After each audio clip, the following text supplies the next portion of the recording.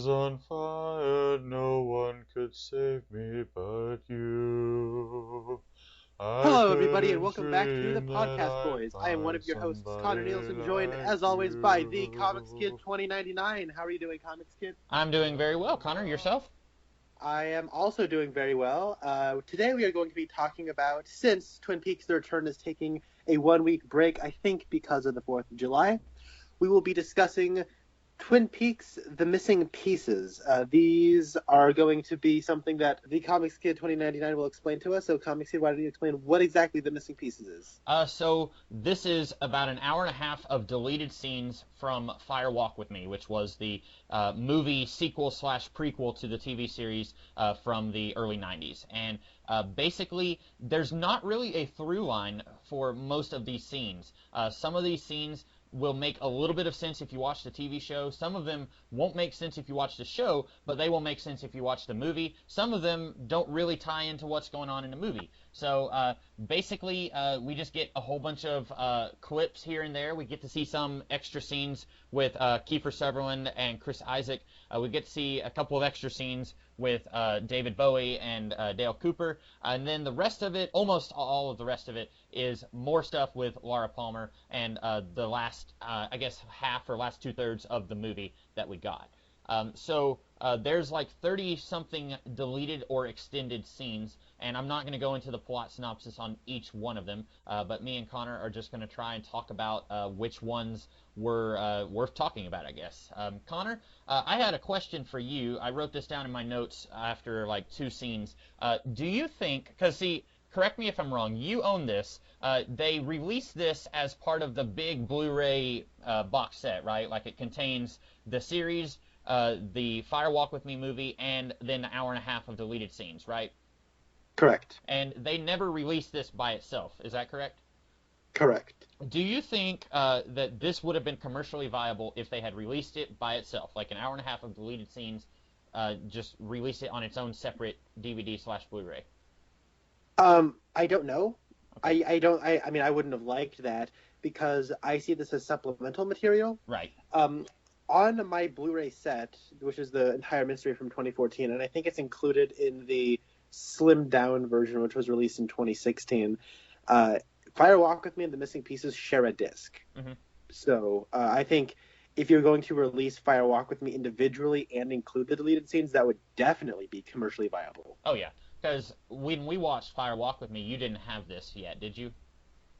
No. And I've had Fire Walk with Me on DVD for a little while now, and the only extra features it has is a documentary that interviews some of the actors, and I got less than 5 minutes into it and stopped watching it. So it didn't have any of the missing pieces, which I thought was strange to have this much supplemental material and not release it on a home release. I thought that was a little weird. Also, my next question was, do you think that they were right to cut these scenes from the final cut of the movie? So that's a loaded question you got there, boyo. Yes and no. I think it really does depend on the scene. Okay, yeah. I think some of them, one in particular, I don't know why it was cut. Which one was that? I'll get into that a little bit later. Okay. And then there's a couple others that I really like, and I would have liked to have included. I get why they're not there, but then also there are some that you could not include because they are alternate takes. Yeah. I'm thinking of our introduction to Bobby and Mike. It is a different camera angle, and if you were to include that, it would break up the pace of the original scene that inhabits. So there's a few alternate scenes, there's a few extended scenes, but most of them are deleted. And there's some stuff that I would like to see included. I would like to make the Connor Nielsen edit of Fire Walk with Me. But at the end of the day, Fire Walk with Me is still a movie that I love, and at the end of the day, I loved The Missing Pieces. Okay.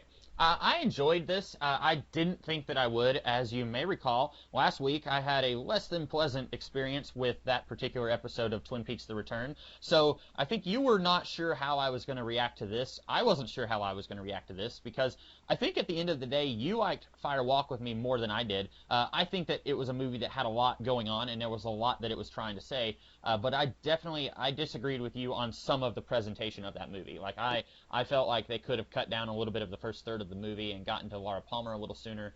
Stuff like that, just minor nitpicks here and there. But I ultimately really enjoyed this. I will say that a lot of this probably was okay being cut from the final cut of the movie.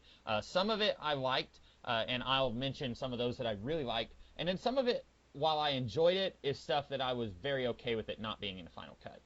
So I think you and I probably, at least initially, we both feel the same way. Now, we may feel differently about different scenes, but I think we both feel about the same about the overall experience of this Missing Pieces set. I agree. I have a question for you then. Okay. Why don't you do a favorite deleted scene and then least favorite deleted scene? Okay. Well, let me think of a least favorite real quick. Okay, you know what? I'm gonna do two favorite scenes. One is my favorite that's just hilarious, and then one is my favorite that's actually my favorite and that should have been left in the movie. My favorite that's just hilarious and I could watch it every day for the rest of my life is the scene with the bank manager arguing with Pete about the two befores. Like, so me and Connor were watching this via Skype. We were watching it on Connor's projector screen, and like I could hear Connor cracking up during that scene. I was cracking up during that scene, and it's funny. It's really funny. It's really awesome that we get to see the bank manager again. I never thought I would get to see that guy in anything Twin Peaks related again. It's a completely pointless scene that doesn't have anything to do with the final week of Laura Palmer's life, because that's kind of what Twin Peaks Fire Walk with Me was sort of advertised as this is the end of Laura's life. It doesn't have anything to do with Laura, but I really like that scene. It was just very funny. Just seeing that guy keep arguing about why aren't these two befores the way I ordered them. That was hilarious. And Pete's there. Yeah. Pete is there. And it's not just like Pete is normally just kind of a warm-hearted, goofy, he's an uncle type figure who, he'll hand you a hard candy when you see him, and he's talking about going fishing. You would expect Catherine to be there taking a hard stance in the company, but no, it was Pete. I kind of like that. Like, that was interesting.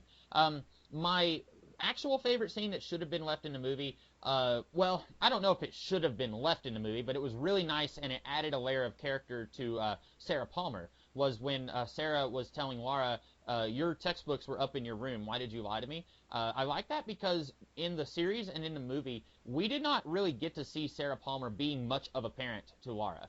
She was kind of a passive figure in the entire series, really, which we were both disappointed by that because we both thought that she was a good actor, and I think both of us gave her a larger role in our pitches for what we would have done in Season 3 if the show had continued. So I like getting to see Sarah Palmer take a little bit more of an active role in Laura's life in that one scene where she slams her hand down on the piano. So that was my actual favorite scene. And then my least favorite scene, it's not that it's bad. Well, I would say any of the scenes that don't have anything to do with Laura they were very right to cut those. So, for example, when Ed and Norma are in the car talking to each other, it's an okay scene. It's not bad, but it doesn't have anything to do with the main through line of the movie. So I think they were right to cut that. And then, there was another one with Laura and Bobby at school, and Bobby is kind of getting rough with her and saying, hey, I killed a man. I don't think that was necessary because it's basically getting across the same point that we already had in another scene right after Bobby killed that guy, and then he's telling Laura, stop laughing, I just shot this guy, and then she's, giggling. We already got that, and we already got the point of that. We didn't need another scene basically telling us that again. So I would say that would be my least favorite. Okay.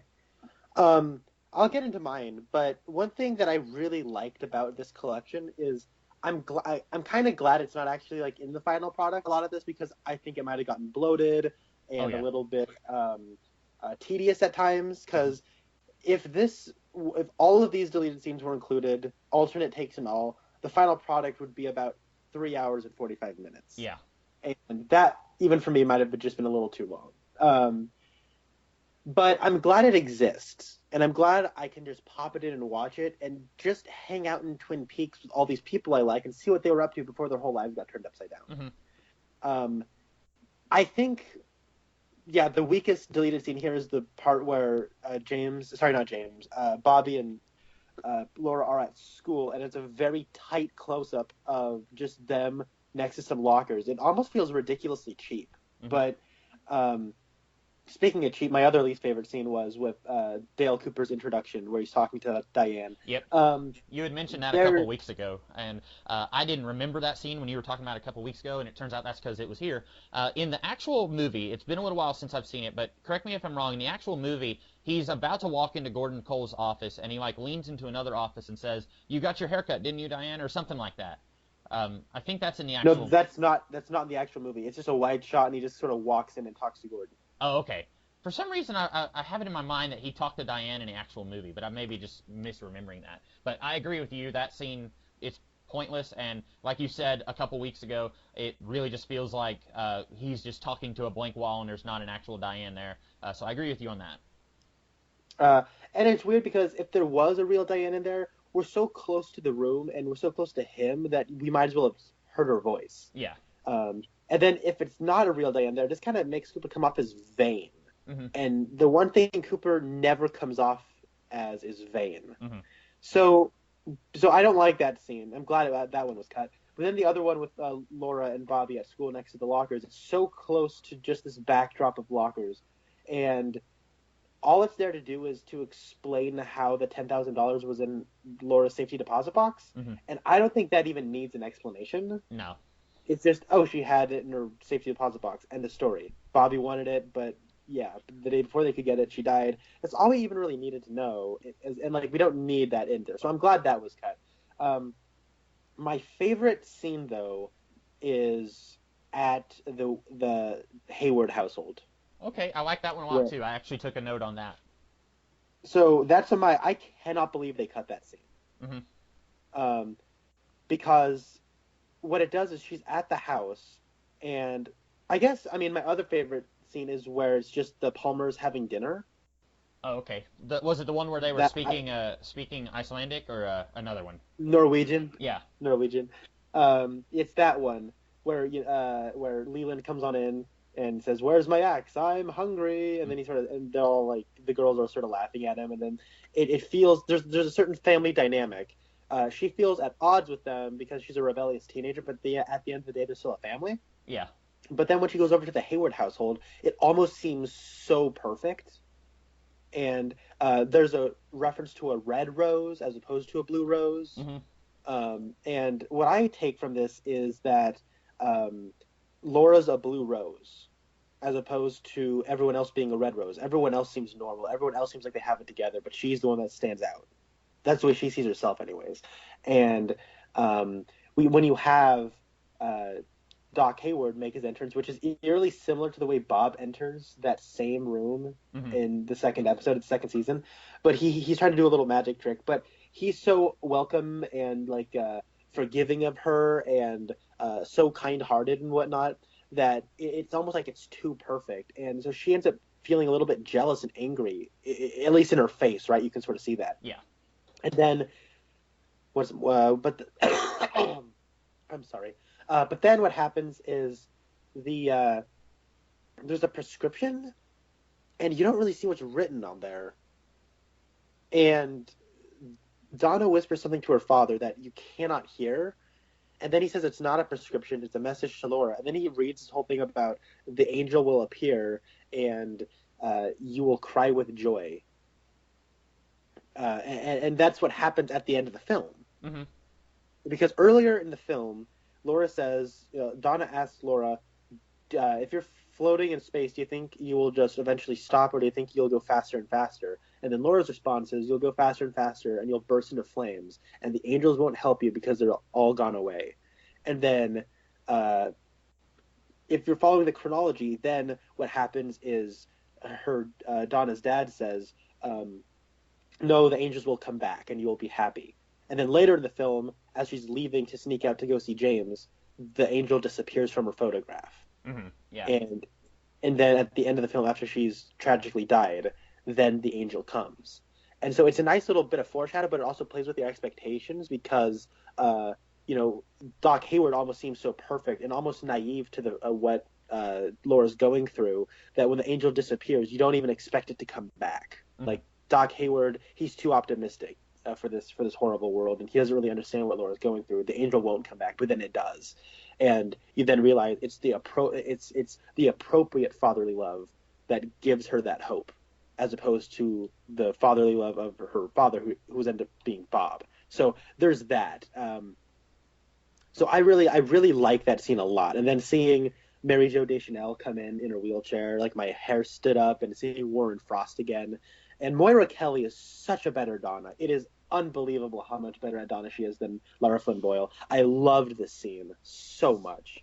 Yeah, you and I kind of disagreed on that when we talked about Fire Walk with Me, because I felt like she was too innocent for the scenes that they had Donna portrayed in this movie, where she's taking her top off and is about to get date raped while she's being roofied. Like, I felt like that was too dark for this type of Donna, who seems very innocent and doe-eyed, whereas the Donna we had in the TV show was darker, and she smokes, and she feels like she's trying to become a femme fatale, and she's trying to turn herself into that type of archetype. So I disagreed with you when we talked about Fire Walk with Me. I like Moira Kelly in these scenes, though, because we're not getting as much of a deep dive into that dark, twisted area that they go into in the movie. The closest we get is another scene that I felt like was kind of unnecessary and was right to be cut. It was when they were in a car, and Laura's kind of fooling around with one guy, and this other guy's driving, and then they stop at a truck stop, and one guy's peeing on a semi-truck. I felt like that was kind of unnecessary, because it also kind of shows us what another scene in the movie already showed us, that Laura is trying to get rid of Donna by kind of treating her horribly and yelling at her, and Donna doesn't want to abandon her friend. So it was basically just covering ground we already had in the movie. But here, I don't mind Moira Kelly as much as I was kind of felt like she was out of place in the movie that we got. Yeah, she has her limits. When the person offers her cocaine, she says no. Mm-hmm. Talking about Doc Hayward and his wife, I had a little note on there. I just liked seeing them interact with Laura, because in the show, Laura's already dead before the series begins, and we get to see several characters and how they related to Laura. So Josie was being taught English by Laura, and Laura started the Meals on Wheels program that Shelley and Norma were kind of involved with. And then Laura was best friends with Donna and James, and she was having a secret affair with James, and she was publicly Bobby's boyfriend. And then also Ben Horne was secretly in love with her. We have all of these different people in town. Dr. Jacoby's secretly in love with her. All these people have some kind of connection to Laura, and we never really got to see what the Haywards, other than Donna, we never got to see what their connection to Laura was. In the beginning of the series, Doc Hayward says that he helped deliver her. He was the doctor in town when she was born. Beyond that, we don't really get to see how he connects to her. And so I liked getting to see a little bit of their relationship with her. And like you said, how they are a good, pure family, unlike her family, or at least unlike her dad. So I liked getting to see that scene for that reason. Yeah, the other thing that you had mentioned that I agree with is the treatment we give Sarah Palmer in these deleted scenes are magnificent. Mm-hmm. It really makes her feel more like a person. In the final edit of Fire Walk with Me, Sarah Palmer almost seems like a zombie before Laura's dead. She seems comatose a lot of the time and is not very responsive. We really see a lot of her chain smoking. Like Donna has that line, if I had a nickel for every cigarette your mother smoked, I'd be dead. Mm-hmm. And then she looks at the ashtray and it's just covered in cigarettes Mm-hmm. butts. So there's that.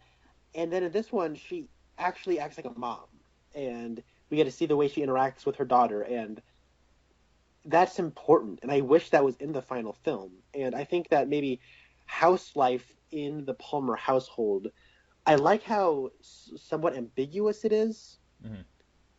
In the final, and the implications it leaves in the final product. But like I was saying with a lot of these other ones, I'm glad it's here, and I can go back and watch it whenever I want to. Yeah. And see what it was like. I wonder in the I know. Was that? I wonder in the final cut.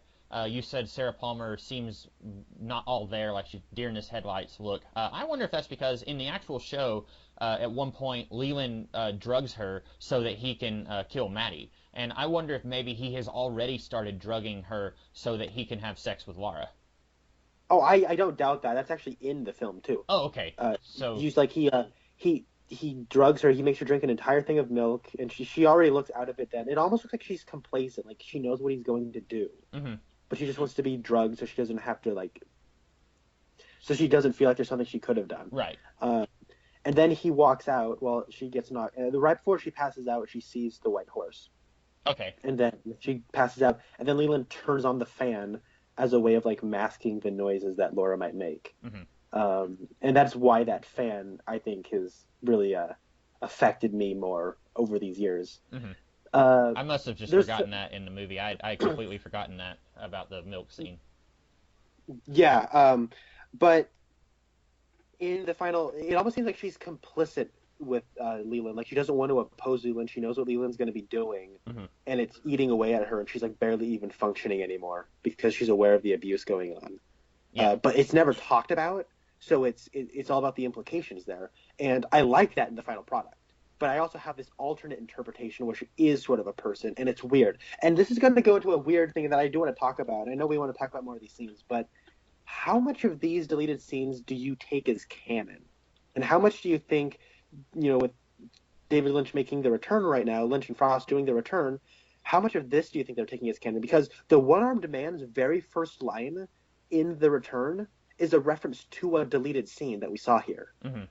Well, I have a very weird relationship with canon where in my mind, I will accept or reject anything that I feel like doesn't work with something that I do think works. So, like, I could watch a movie and say, I don't think that this scene works with the rest of the movie, and in my mind, I could say it's not canon, even though the director, the screenwriter, the actors, and every other living human being on the planet might say that it is canon.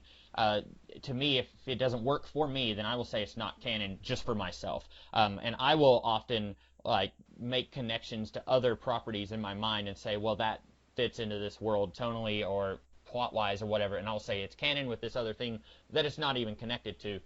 So I'm weird like that. I think that all of these scenes, I don't think very many of them really reject things that we already had in the show or the movie or contradict. There's a few of them, like, for example, the scene with Bobby and Laura in front of the lockers. It's basically exactly the same as the scene where Bobby has just shot the cop from Deerwood or Deer Meadow. So we didn't really need that scene, but I don't necessarily think that it has to be non-canonical to make other scenes in this movie work, if that makes sense. No, I mean, that fits canon perfectly fine.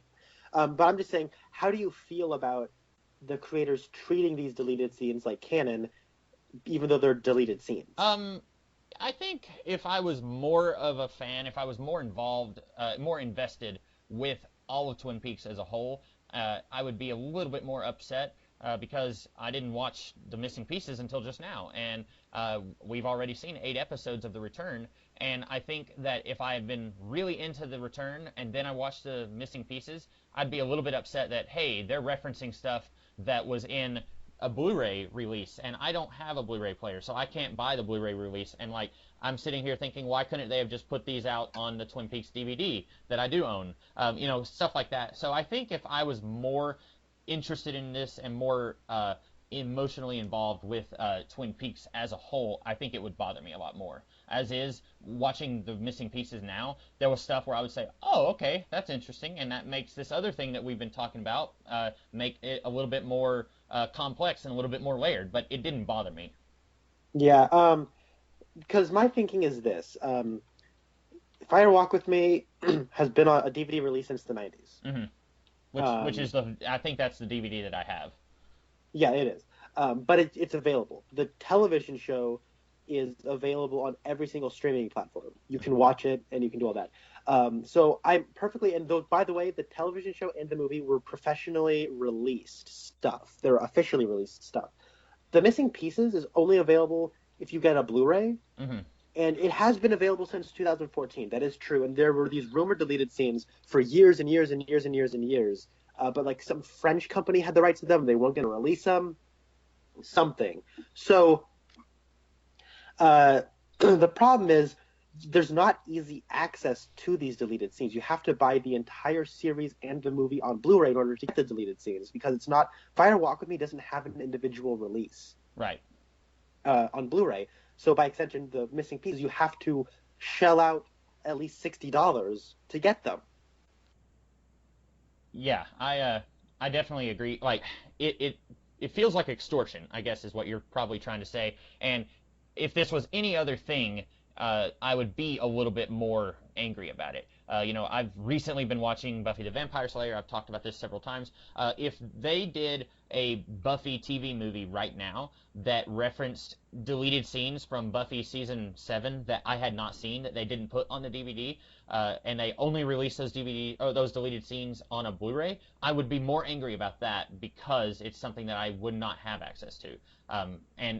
But since I'm so ambivalent on Twin Peaks most of the time, and you allowed me to have access to the missing pieces, I think that's why it didn't bother me as much. And that's understandable. Like, I'm not mad because I do have access. Right. But I guess what I'm saying is I feel kind of bad for other people who just don't have this. And I wasn't going to buy the Blu-ray set until the return was over, because I'm just praying to God this is the end, so we don't have to have an awkward, Albert's in Arizona, pay no attention to Albert's not here, pay no attention to Doc Hayward not being here, pay no attention to, you know what I'm saying? Yeah. Like, I really hope this is the end. I want this to be the end. I hope this is the end. So I was just going to wait until this was all done, and then I would buy everything on Blu-ray in one area, right? Because I'm kind of like OCD about this sort of thing, where if I'm going to buy the return, the season on Blu-ray, then I want to have, and I'm going to buy it individually, then I want individually Twin Peaks Season 1, individually Twin Peaks Season 2, individually Fire Walk with Me, which would have the missing pieces. That's just the way I am. I want all these individually, because I just can't look at my shelf and see Twin Peaks The Entire Mystery and then Twin Peaks The Return. Like, I can't do that. I want to have it all in one place and in the same format and that sort of stuff. Maybe that's just entitlement. I'm sure it is, but that's just the way I am when I look at my Blu-ray shelf. My twin brother Spencer just caved and said, "Yeah, I'm just going to shell it out. I want it." So that's what he did, and good on him, because of that, I was able to watch it. I was just going to hold out, and I would not know that in The Return, when the one-armed man says, "Is it future or is it past?" twice, that is a reference to the deleted scenes from Fire Walk with Me. So take that as what you will. I'm not angry of it. I'm just like thinking it's strange, because I'd forgive people for thinking that if the creators are taking the missing pieces as canon, then some people might not be okay with the interpretation that Sarah Palmer might be complacent in Leland's actions, and that she's a mother who cares about her daughter. I think it works both ways. I think she can be, she can have at least some understanding that something's wrong with her husband and her daughter. Something's going on there, and having it eating away at her, while also trying to help her daughter whenever she can, because you don't ever see her trying to mother her in front of Leland. You never see that. Right. And I think that's important. But other people probably won't pick up on that, and I might forgive them for thinking these two interpretations aren't compatible with one another. Well, if Leland is allowed to be a multifaceted, complex character who sometimes feels like he genuinely loves his daughter, and sometimes he feels like he's possessed by a demon, and then sometimes he feels like he is the one who is taking these morally reprehensible actions, if he is allowed to have multiple different ways that we can look at him, then I think Sarah Palmer can too. Definitely. Yeah. I had one other. Did you have anything else to say about that line of thought? Not particularly. Okay. I'm done with my soapbox for the time being. So this, I actually do agree with you, because if it was something that applied to me, I would be furious. Like if I have all of Grant Morrison's X-Men run. I have one big hardcover and two pretty thick paperbacks. If they suddenly released an omnibus of that run, but it collected like something else that Grant Morrison did that connected to the X-Men that I don't have, I would be angry, because I already have that stuff and it doesn't have. You know what I'm saying? So if it was something... Yeah, but what if it's also completely unreleased pages from... Right. And that's what they would do. They would be like, oh, hey, we've done 400 different releases of this run. Now we're going to do another one with new material. That kind of thing does bug me. I had a completely off-topic note that I took. So there's one scene where Lara has this big, huge, creepy smile on her face, and immediately I thought, if they ever do a live-action Flashpoint movie for DC Comics, they should cast, what's her face, Sherilyn Flynn. They should cast her as... Cheryl Lee. They should cast her as Martha Wayne / the Joker, because like her smile is the creepiest thing I've ever seen. Yeah, that is a great scene. Let's talk about that. So, in Fire Walk with Me, it is pretty much confirmed that in this movie, the spirits travel through electricity, Mm-hmm. and the fan is electrical, and it seemingly has like this dominance over everything in the house because it hovers above it, right? And the way they framed the light bulb almost looks like an eye just staring down on the house. Yeah. And you hear Bob's voice Mm-hmm. talking to her, and she starts smiling and being seduced by it. And I think that's an interesting scene. But you're right. I was looking at her. I'm like, if Harley Quinn was created around this time, I can only imagine how many fan castings there would be of this. Oh yeah, definitely. And it's such a slow smile that creeps across her face. It's so subtle. I didn't notice it for a little while. Mm-hmm. And I was like, wait, she wasn't smiling at the beginning of this shot? Right.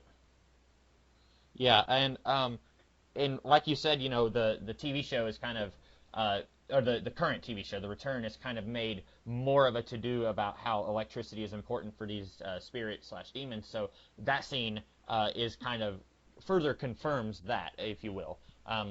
There was another scene that I thought kind of makes more of something that's been going on in The Return.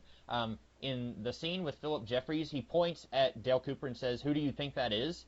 And I thought that was very interesting, because if you've only watched the original series and the movie, there wouldn't be a whole lot of reference to Dale Cooper being possessed by Bob until, I can't remember. I'm sorry, I haven't watched Fire Walk with Me since you and I talked about it.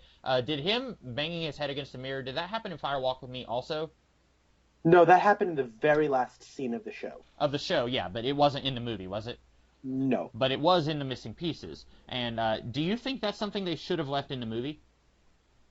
Okay, so Red Letter Media touched up on this, and I kind of have the same thought that they do, that the whole business of him hitting his head against the mirror, and then Harry and Doc Hayward hearing that, and then he lies down and acts like something, but he's trying to act like a normal person, but he's clearly not a normal person. Mm-hmm. And then it ends with him saying, "I didn't brush my teeth." Right. I think that was actually shot for the final episode. Uh-huh. But then they, just didn't make the cut for the final episode. So then they thought, well, we shot this stuff. Why don't we just include it in the missing piece, or include it in the film? And then when they were making the film, they're like, yeah, let's actually not do all this epilogue stuff. So they just cut that. So I think it's not only a deleted scene from the film. I think it's a deleted scene from the final episode. Right.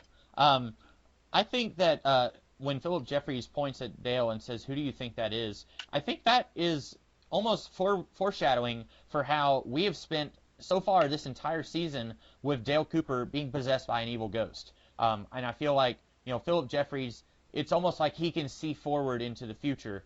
And we get other characters who it seems like they can see forward and backward into the future and through time. In the show, we find out that Laura Palmer wrote in her diary about Dale Cooper, who she never actually met, and it was like she was seeing into the future. So I feel like that scene becomes more important once you've seen The Return, or part of The Return. Well, yeah. So I think time going bananas is pretty much apparent from the beginning of the show, or at least close to the beginning of the show. The line, "Who do you think that is?" there, that's in the original cut of Fire Walk with Me. Oh, is it? It is, but the Philip Jeffries scene is so truncated and cut down, and a lot of, it's like this long sequence that plays out rather linearly. Like, okay, we see him in Buenos Aires, and then he goes into a room, and then we get the weird stuff above the convenience store, and then we get him showing up at the FBI headquarters, and then we get him disappearing, and then we get him back at Buenos Aires, and then disappearing again. Mm-hmm. Like, this happens, and this happens, and this happens. In the original cut, the way it plays out is he just sort of shows up, and then, like, there's all this fading in and fading out, and, like, ants on the television screen, and then cut to the meeting above the convenience store, cutting back and forth between dialogue, like, "You've been gone almost 2 years. We live in a dream. We live inside of a dream." Like, all the stuff that's happening at FBI, cut with the meeting above the convenience store. Mm-hmm. Yeah, and to be honest, I'll go ahead and say this. Even with the missing pieces, the David Bowie stuff is still very brief, and I still feel like doesn't make that much sense. We talked about what does this mean when he says we're not going to talk about Julie, we're not going to mention her at all. A lot of that stuff even with the missing pieces, still doesn't make much more sense now than it did in the movie. Yeah, so when we first meet David Bowie, it's a amazing shot where they're in like a hotel lobby, and there's a person playing a harp, and it swings around, and you see him enter. It almost feels like a James Bond scene. And he enters, and he goes up to the concierge table, and they say, "Oh, hello, Mr. Jeffries, welcome back." And he asks if he got any messages from Judy, and then they give him like a letter, and then they say something about Miss Senorita. So I guess Judy or Julie or whoever this is like a girlfriend, a woman he's just met that he's infatuated with, a wife, I don't know who, but then he leaves to go. He leaves the lobby and then goes somewhere upstairs, and then we have the meeting in the convenience store, which is, I guess, this is the meeting that he saw with the jumping man, and from pure air we manifested ourselves from pure air and electricity and all that sort of stuff. And then he comes back, and okay, so the thing is, time sort of sandwiches in on itself in the Black Lodge. My interpretation has always been when Dale has his dream in the third episode, and he sees Laura Palmer, that's Laura in the past having a dream in the future, right? I guess. Because she says, "I had a dream last night that I saw this man, and I whispered to him who's going to kill me and all this stuff, because I know that I'm going to die soon."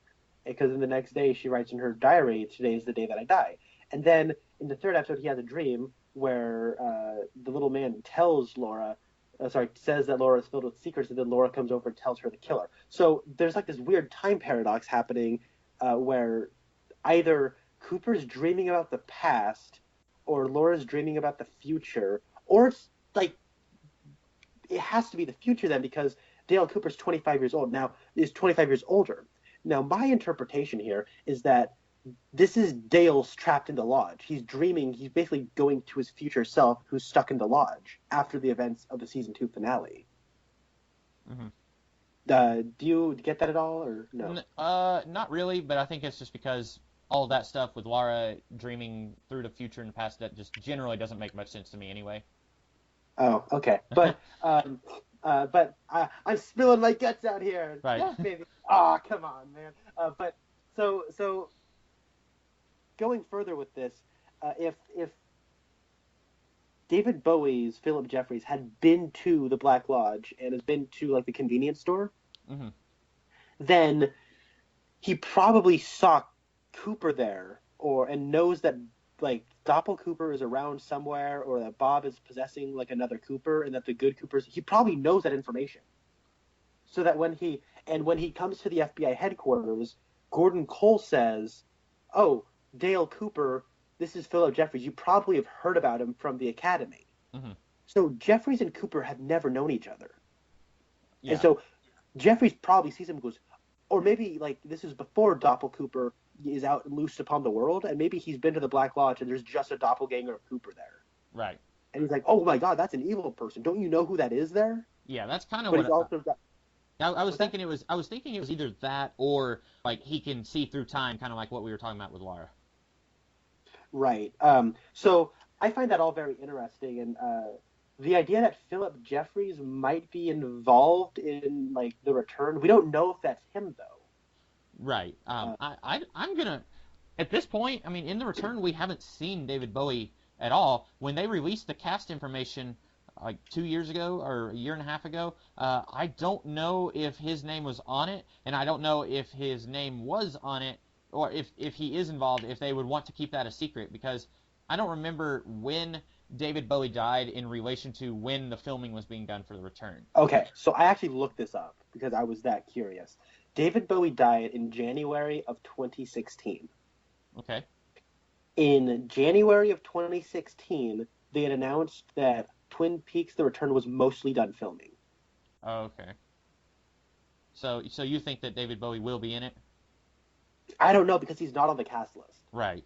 But they've been mentioning him a lot, and so it makes me think that somehow they may even do something kind of like what they're doing with Harry S. Truman, where it's like, "Oh, hey, Harry, you're on the phone, of course, and I'm not just talking to a dead phone." You know what I'm saying? Like, Maybe Well, they'll it's weird because in the return, like whenever it's anybody else talking on the phone, it could even be to a dead person. Like allegedly, Cooper's talking to Philip Jeffries. You hear the other person's voice. It's not the case with Harry. That's weird. Right. And with Philip, when the evil Cooper was talking on the phone, he said, "Is this Philip Jeffries?" And he said, "Who is this? How'd you get this number?" Like he did something kind of like that, where you're not entirely sure if that is Philip Jeffries that he's talking to on the phone.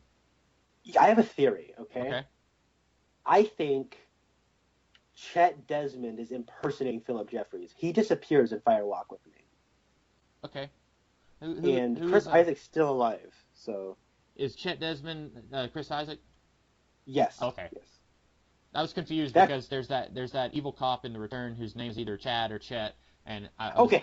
His name is Chad. The reason we thought his name was Chip was because in the first part, in the hotel that the people are trying to get a warrant to search for, where you eventually find the body, the manager's brother's name is Chip.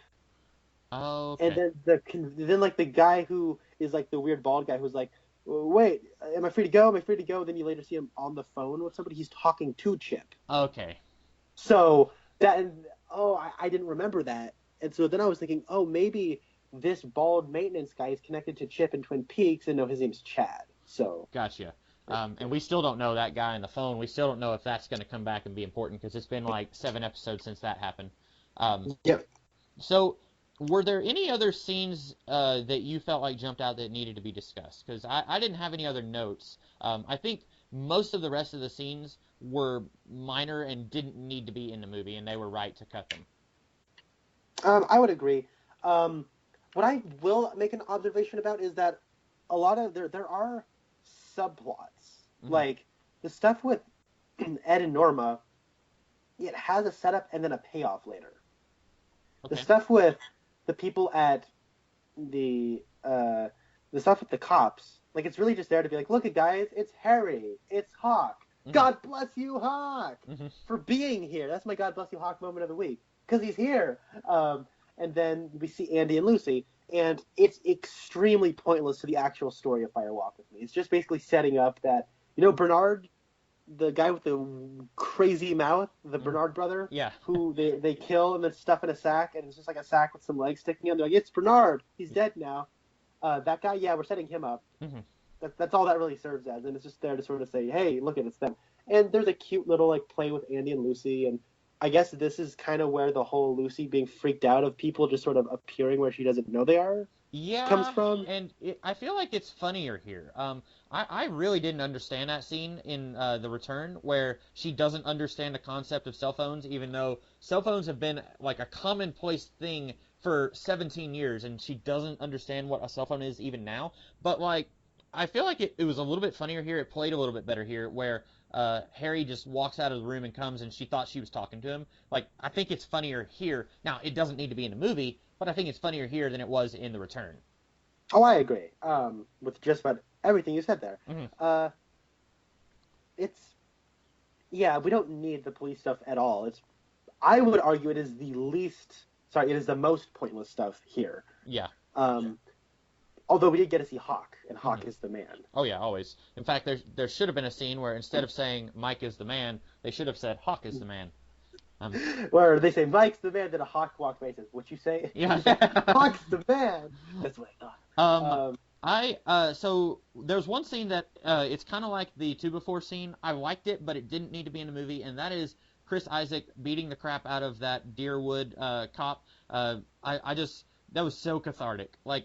It's been probably 2 years since I first saw this movie, and like in the back of my mind, I didn't even know it was there in the back of my mind, but in the back of my mind, I have wanted this guy to just get the tar beat out of him, and now I get to see it happen. It was so great. And like Kiefer Sutherland is just standing there. He's not really smiling, but he's not grossed out by it either. He's kind of just like almost off in his own little world, and then he says, "Well, very efficiently done." And I'm thinking like, well, now, if it was efficiently done, he would have done it in one punch. But he was enjoying himself. He was taking his time with that. And I really liked how he scares off the other two, Evil Lucy and Evil Andy. And by the way, Evil Lucy looks a lot like Lucy. I didn't realize that when we were watching Fire Walk with Me, but she looks like Lucy if Lucy had slightly more conventional hair. Like, the way she's standing, I mean, she's got this arrogant smirk that I don't think Lucy would have, but she's kind of, her facial expressions kind of remind me of Lucy a little bit. They do. She actually has a close-up here, and I think that's probably where you're like, oh, that person actually looks like Lucy. I like how long that scene is. Like, it goes on, but it doesn't ever get boring, because the one thing I really like about David Lynch is he's not an action director at all. And whenever, like, action does happen, it's so awkwardly staged, but I like it. I think it's awkward in a good way. So it's just two people hitting each other. It feels as awkward as a fight would probably feel in real life. But these people know what they're doing. And then by the end of that scene, it's awesome. And he's just, like, hitting him and hitting him and hitting him and hitting him. And it goes on and on. Like, that scene, there's another version of this movie where that scene goes on for 20 minutes. Really? If this was an episode of Twin Peaks: The Return, then it would have been a 50-minute episode of Desmond hitting that cop, and I would have been fist bumping the entire time. Yeah, it's great because, like, I can see somebody making an edit. Like, there's enough, like, clips that you can just rearrange and recycle of people just sort of, like, looking at them hitting, and then them circling around each other and circling around each other and circling around each other and hitting some more, where you could, like, make a 10-hour cut of this. And it would be the best like, 10 hours ever. Yeah, you just put that on the background while you're writing or something. Yeah, no, I really like that scene too. Yeah, I really... Oh, and there's actually, like, another subplot. There's two other, like, subplots that we get. One of which is the... Sorry, there's the stuff with the police, and then there's, I already mentioned, the Ed and Norma stuff, which I did like. I liked their scene in the car together. Everett McGill and Peggy Lipton have really good chemistry. And this is, like, the only time where we ever see these two being together. The only other time I can think of is where they're in bed together talking, and the camera's sort of swinging about the two. But then at the end, Dean walks in on them, and it's all kind of awkward humor. And then the only other time I can think of is where they're at the Roadhouse. But then again, they're in public in the pilot episode. So I just thought it was really nice that they're just hanging out, and they're sort of, you know, acting like lovers and whatnot, and they're acting kind of like teenagers almost. And then you cross that with the very next scene. Maybe it's even the same scene. If this all did as one big thing, this might be the same scene where we see Laura and Donna with the two guys who hired Laura as a prostitute. Following that, it's like a juxtaposition of, like, true romance with this kind of perverse romance that's happening. So I thought that'd be interesting. I also, just unrelated to that, at one point we get to see Mrs. Tremont's nephew without the papier-mâché mask, and I guess maybe that was still David Lynch's son. I couldn't get a good look at him. You know, in the show when he showed up, I was like, that's definitely David Lynch's son. He looks just like him. But here, I wasn't entirely sure if that was the same actor. I thought that in the movie they gave him a papier-mâché mask specifically because they wanted to disguise that it was a different kid. But here we get to see him without the mask. And at one point during that weird transaction scene, he, like, points down, kind of like how Laura does when she's in the bar, and she points, you know, down, telling that guy to get on his knees. I thought that was maybe not intentional, but I thought it was interesting. That is weird, yeah. Yeah, I didn't even pick up on that. I'm trying to think if there's anything else I had to talk about. I don't think there is. It's always difficult for me, even when I've just watched a movie and then I go and watch the deleted scenes. Sometimes it's difficult for me to watch the deleted scenes because I'm trying to figure out, okay, where would this scene have taken place? Would it have replaced the scene we got, or would it have taken place in between two other scenes? And I haven't seen Fire Walk with Me since you and I talked about it, and that's been a while. So it's difficult for me to watch deleted scenes like that. But in this case, it wasn't as difficult as I thought it would be. Do you see them releasing this individually and making that commercially viable? Not by itself. Maybe if they wanted to do a re-release of just Fire Walk with Me and do it with the deleted scenes, maybe.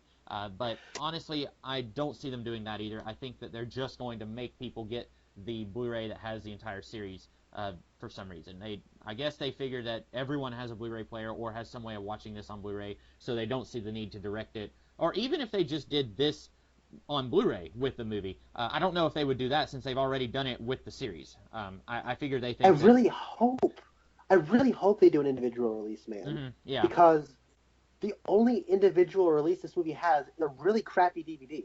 the transfer is terrible. Mm-hmm.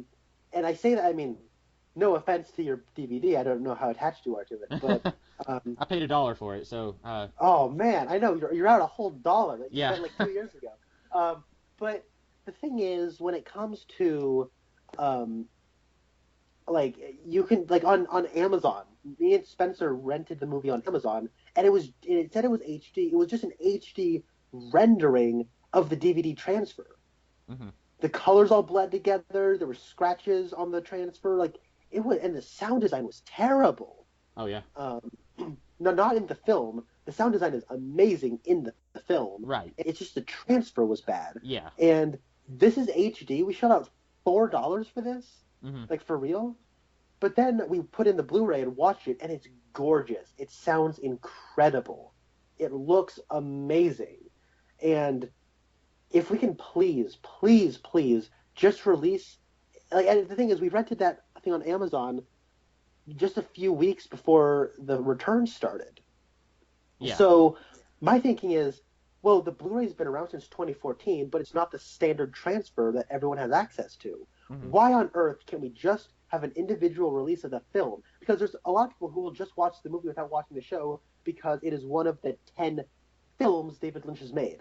Mhm. So I think it's ridiculous that we don't have an individual release of this. Yeah, and like I said earlier, and like you were kind of saying too, it feels like extortion. It feels like, what if you already had this series and the movie on DVD? I saw season 2 on DVD a few months back. I didn't buy it because it's on Netflix, and I'm not as crazy about season 2 as I am season 1. So what if you already had those on DVD and you wanted to watch the deleted scenes and you wanted to watch The Return, and The Return makes many references to the deleted scenes? Like, it would feel like they're trying to just get more money out of you and that they don't really have any other agenda in mind. Yeah, I agree with you. Right, and even if, like, just re-release the DVD even, because in 2007 they released the Gold Box. Mm-hmm. The Gold Box did not include the film. It's just a television show. Yeah. So I didn't have any other anything else to say about it. Did you have any other final thoughts? I have one last thing to really tack on. Mm-hmm. We get a lot more Teresa Banks in this. Uh-huh. And Yeah. the relationship that she had with. Yeah. I didn't think that was necessary, mostly because, again, it's giving us information that we already had in the movie. In the movie, Jacques was telling Ronette and Laura that Teresa was asking about their dads, and we get to see that happen here, and I felt like, yeah, we get to see more of that actress, but it's unnecessary. Did you think it worked? I really liked it. It's edited well together. I really like the woman who plays Teresa Banks. Mm-hmm. We get to get some good Ray Wise performance and all that sort of stuff. And really, why would he cut any of Ray Wise? Mm-hmm. Why would he do that? I don't get why would he do that. All the Palmers are great actors. Why would you cut any of their material? Right. Hashtag more Palmers and Peaks. Let's make it a thing, guys. One last thought though is okay. Wow, 1 second. When it comes to the Leland Palmer and Teresa Banks stuff, it's all of, like, we hear stuff from Jacques kind of saying secondhand about Teresa talking, calling around about Laura's father and Ronette's father, and I like that she asks about both of them. Mm-hmm. It's more believable. Well, yeah, and she doesn't know. She kind of has a theory. Well, he bailed because he knows one of these girls. So then she asks Jacques, hey, what's Ronette's dad like? What's Laura's dad like? Because she's trying to figure out which one it could be. Yeah. And I like how Jacques' description of Leland is just a little off. Mm-hmm. He says, "Oh, he's very handsome." It's like, yeah, Leland's an older man because he's married and has a daughter who's in her older teens. Mm-hmm. But he is, a very handsome man for lower 50s, right, and later 40s. And he says, yeah, he has very slicked back black hair, which he doesn't. Right. And he almost looks like he could be a movie star, and he's an actor, so yeah. But it's interesting that his description is just a little bit off, and Teresa Banks' reaction is, huh, yeah, maybe it's not. Mm-hmm. And then she thinks about it a little bit, maybe it is. So then she risks calling Leland about it. And one thing I really liked, though, is I like in the final product how much is implied. about Leland's history with Teresa Banks, and then in the deleted scenes, a lot of it's explicit, like saying this is what happened, this is how it all went down, and I like it both ways. I like that I live in a world where I have the option to see both ways. One where it's more implied, where you have to infer what's going on, and one where it shows you definitively what happened. And I like it both ways. It's kind of like, it's not a problem that it's not there, and it's not a problem if it was there. So I get why it's cut in that regard. Yeah. But I just like that I have the option to see it. Absolutely.